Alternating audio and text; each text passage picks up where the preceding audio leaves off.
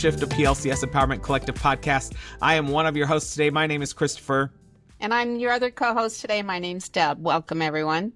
And Deb, this topic for today is a topic that came to mind for me several weeks ago, early on when we were recording. And I said, Deb, I really just want to talk about expectations. I think I said, what do you mean? Yeah, you were like, expectations? What do you mean expectations? And I have a 4.5-year-old, almost 5. He'll be 5 this summer. And it surprises me how much I feel pressure to have expectations for him already and what he can do and what he's capable of. Here's what I wonder about that, because I'm on the other end of the parenting continuum and I've got grandkids. And I have my oldest grandson now is in college, but when he was in high school, he internalized all those expectations. And so then he started putting that pressure on himself that he needed to achieve more and more and more. And it really resulted in a mental health crisis for him that thankfully he's done a lot of work to get through. But I wonder, and I'm hoping our guest today can help us with this. I'm wondering what happens where it might start with the parents and somehow it gets carried over to their kids. I don't know. I don't know the answer to that. What do you think? We have a guest here to chat with us today about this topic and to share some of his wisdom and knowledge. So why don't you go ahead and introduce yourself and tell us a little bit about your background? My name is Mark Williams. I'm coming to you from Pittsburgh, Pennsylvania. I am the Learning and Development Manager at Wayfinder. Before that, for the previous 20 or so years, I've been working in education. I got my master's in mindfulness for educators from Antioch University. I've got 3 kids of my own, a 16-year-old. My middle son is turning 14 tomorrow, and my youngest 5-year-old is going to turn 6 next month. So I'm in the thick of it right there with you, Christopher. Having kids at different ages, I think, gives you a different perspective. I'm wondering when the shift happened, because I feel like it wasn't necessarily like that so much when I was a kid. And as parents, we base a lot of our parenting on what we experienced as a kid for things that we either want to do or things that our parents did that we didn't like. But what have you seen that shift happen over time? What does that look like in your opinion? I don't know if I've seen the explicit shift over time. I've seen it present in different communities that I've worked with in different ways. So my story growing up, my dad was in the Air Force. We moved every 2 years and it was just whatever school was close. That's where you're going.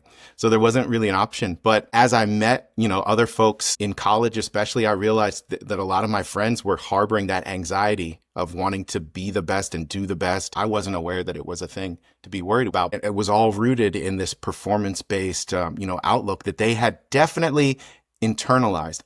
So Mark, it sounds like you think that this pressure to succeed and be successful or achieve started way back. It isn't anything new. I really don't think it is. So do you notice a change with it since the pandemic? Since the pandemic, the anxiety levels have gone through the roof for both parents and for kids.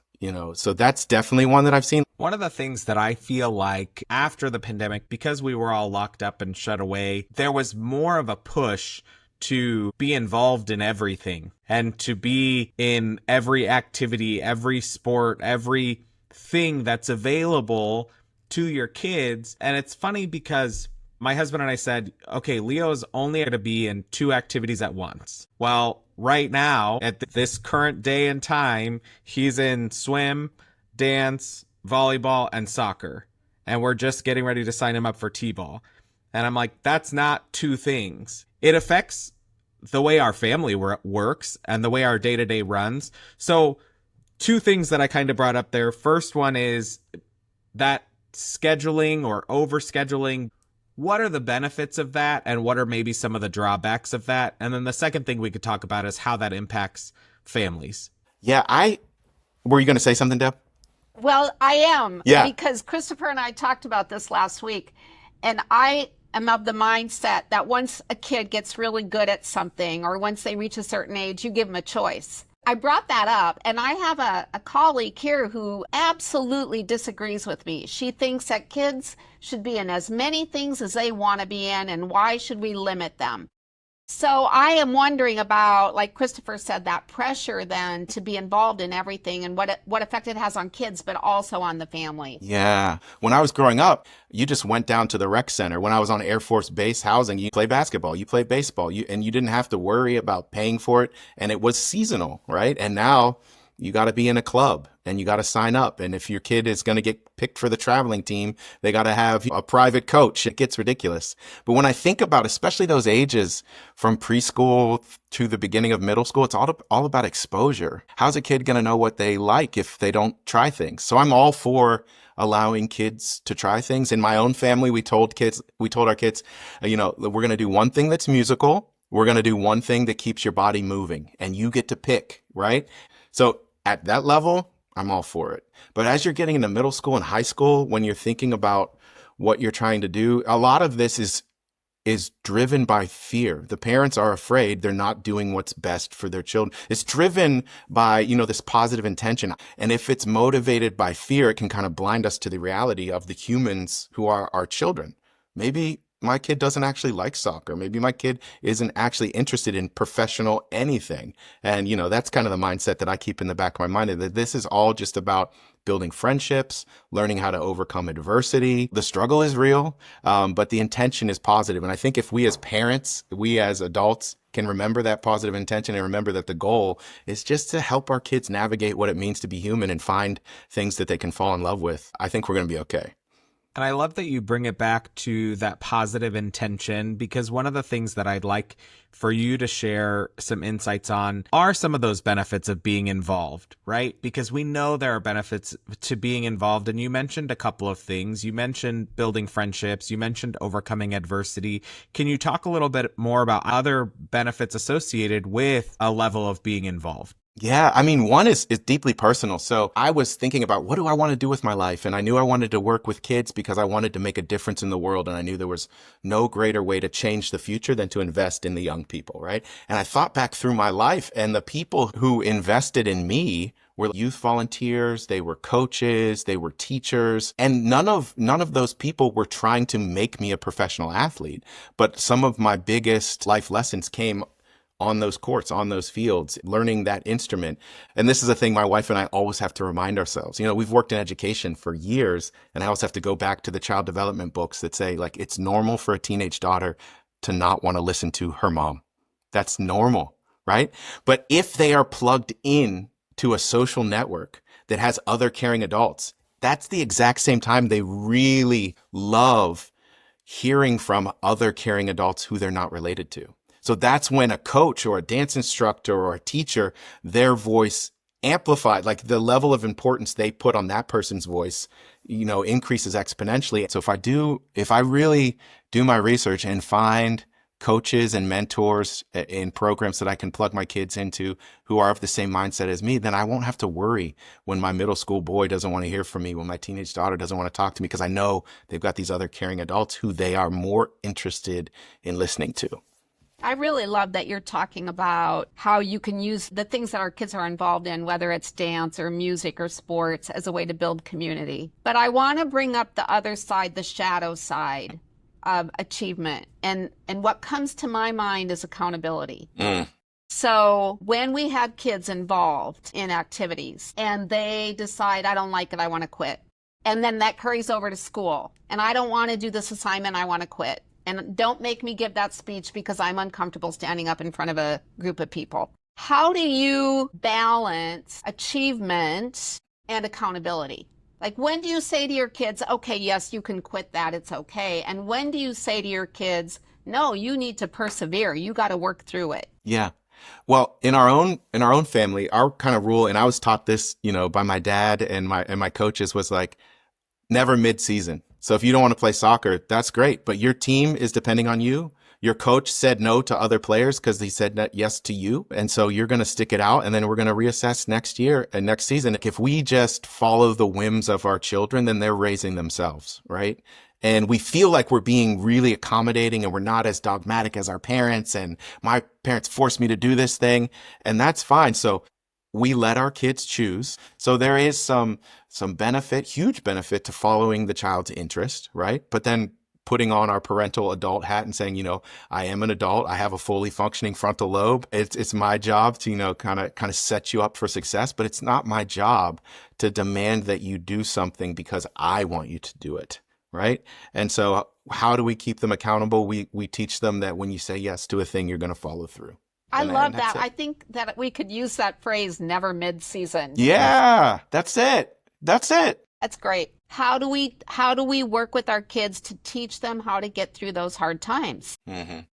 And that is one of the biggest complaints, I don't know, maybe that word's too strong, that I hear from our teachers is that kids now don't seem as though they have the skills to persevere when things are hard. That's real. I think that's real. Kids can't be bored. All of the studies show that creativity is born out of boredom. And they know if they come to dad and they say, I'm bored, he's going to say, oh, good. This is exciting. I can't wait to see what you think to do. And that's when my son goes up and practices the drums. That's when my 5-year-old goes up and pulls out the Lego. That's when they go out on a bike ride. But we've got to find ways that, they can still exercise that creativity muscle because it very much is a muscle. I think, I love to be creative. I know for a fact I'm mentally healthier. I am a happier person when I'm creating. I love to make music. I love to host potlucks with friends and family. And none of those things happen when I'm overscheduled and overcommitted to work or to copious amounts of extracurricular activities for the kiddos. So when we intentionally carve out, free time to do nothing, that's when really beautiful things can happen. And that touches on one of the things that I unintentionally brought up, but just that impact of overscheduling on family relationships. You started talking about it a little bit, but I feel like there's a danger there in not leaving that space, right? Mm-hmm. When your friends or neighbors reach out and say, hey, you guys want to get together for dinner? Oh, well, sorry, my next availability is July 22nd.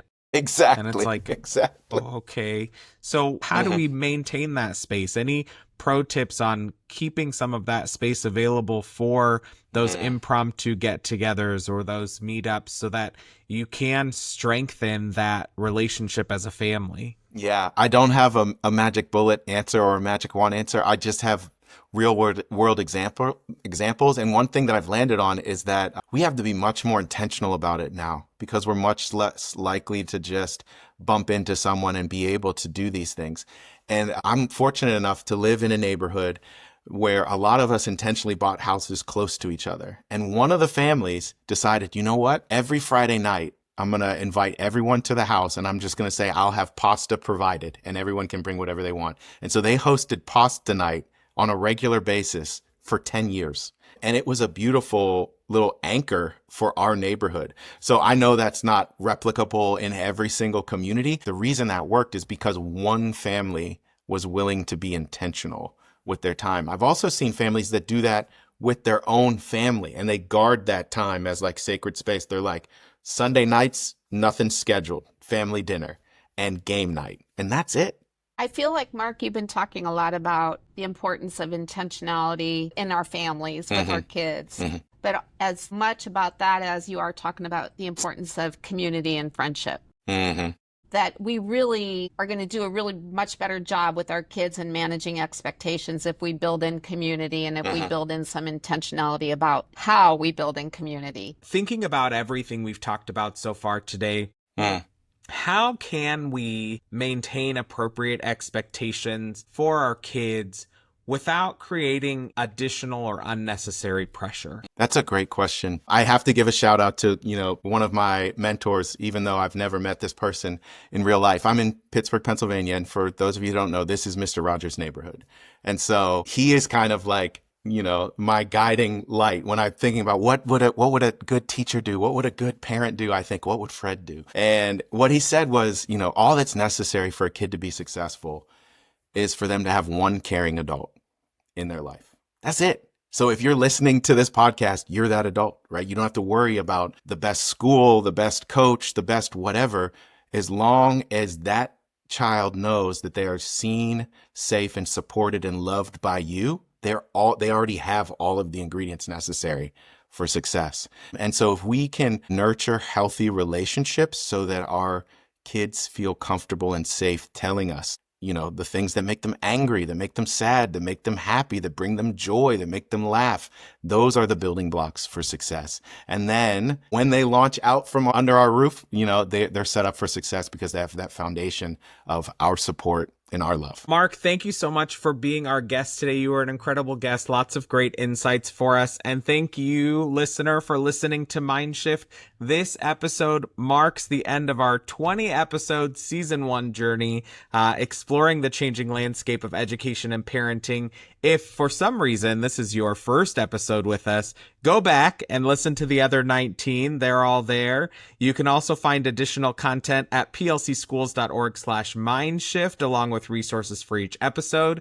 And Deb and I will be back in the fall with fresh takes on a whole new slug of topics. So we'll see you then.